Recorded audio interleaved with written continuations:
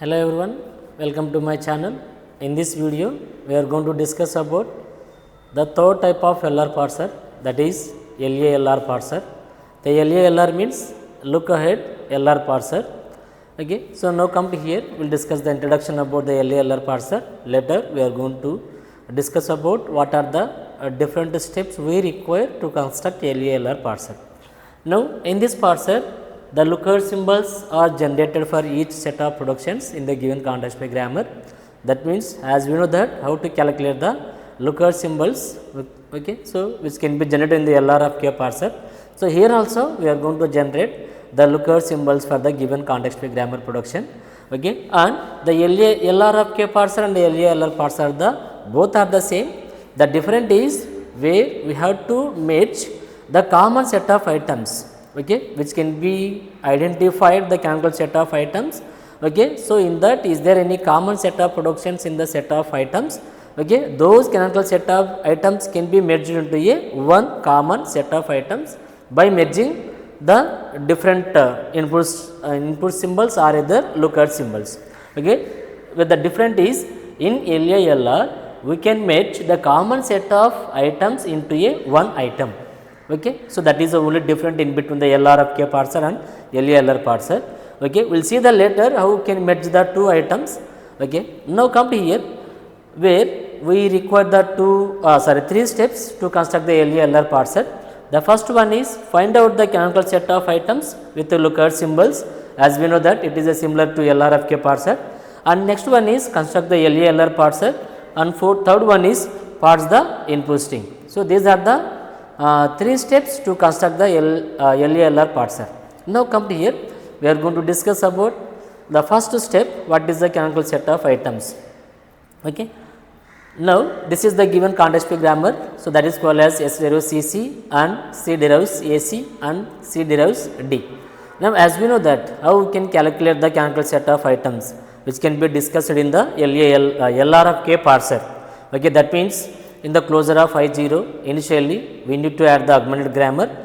So, for this augmented grammar where we have to calculate that we have to add that is called as looker symbol, okay, as a dollar. Okay. After that, is there any non-terminal symbol can derive some productions, those can be added, and for those productions where we need to calculate the looker symbols based on the previous production.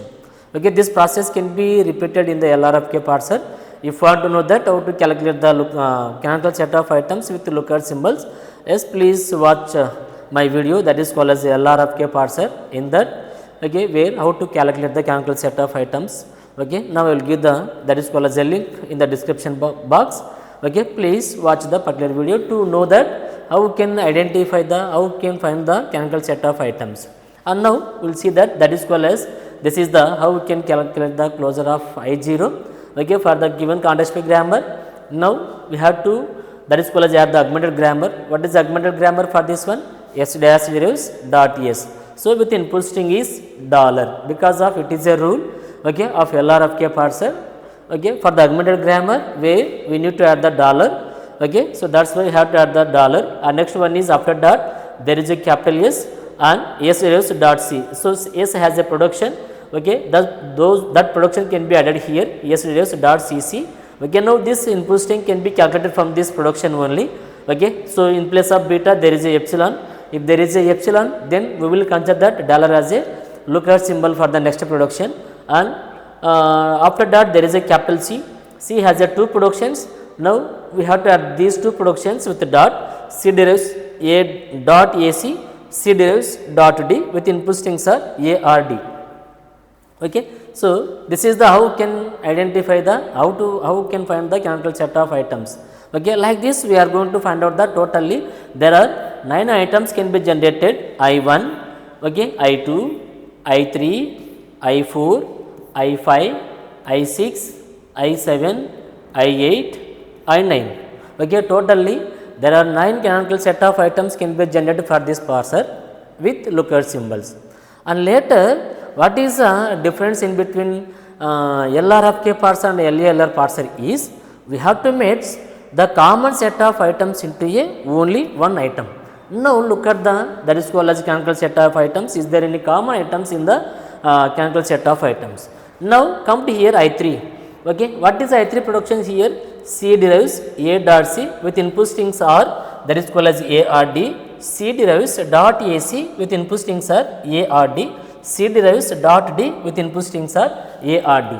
Similarly, now check out I6. So what is I6 here? C derives A dot C with input string is dollar. Here also the first production is A dot C with input string is different. Okay, second production is C derives dot AC. Here also C derives dot AC. And third production is C derives dot D. Here also C derives dot D. That means these two canonical set of items are the same, but the different is input strings are the different. That is why we are going to merge these two canonical set of items into a one canonical set of item. And similarly come to the I4. Okay, what is I4 here? C derives D dot with input string is A or D. And come to here I7. Okay, C derives D dot with input string is dollar. Both productions are the same. The different is only input string. Now by merging these two items, and we need to add the input string as a extra. Okay, that means so C derives D dot with input strings are A or D or dollar. That means we have to merge these two items by adding the input strings. And similarly come to here I8 and I9. What is I8? C derives AC dot with input string is A or D. Similarly, what is I9? C derives AC dot with input string is dollar. Both items of productions are the same. The different is only input string. That is why we are going to merge these two items into a one item by adding the extra looker symbol. So that can be added in the next slide. Now come to here. So I0, I1, I2 are the different, and come to here I36, that is called as C derives A dot C with input strings are different, A R, D R and dollar. And similarly C derives dot AC with input strings are A R, D R, dollar. And similarly C derives dot D with input strings are A R, D R, dollar. That means where we are going to merge I3 and I6 can be merged into a only one item by adding all the input strings, that is called as looker symbols. Now come to here I4, 7. As we know that I4 and I7 both items are the same, but the different is only input strings. Now C derives D dot with input string is A R, D R, dollar. Similarly come to here I5 is a common, it is a single production. Okay, so there is no any other canonical set of item. Okay, that is why I have to keep the only one. And next one is I8, 9. Both productions are the same in I8 as well as I9. Okay, now we are going to merge these two canonical set of items into a one by adding that is called as what are the looker symbols. This is how we can merge the canonical set of items. Okay, so is there any common canonical set of items? Then we are going to merge the canonical set of items into a only one item by merging all the given looker symbols. Okay, this is how we can identify the canonical set of items for the LALR parser. Thank you.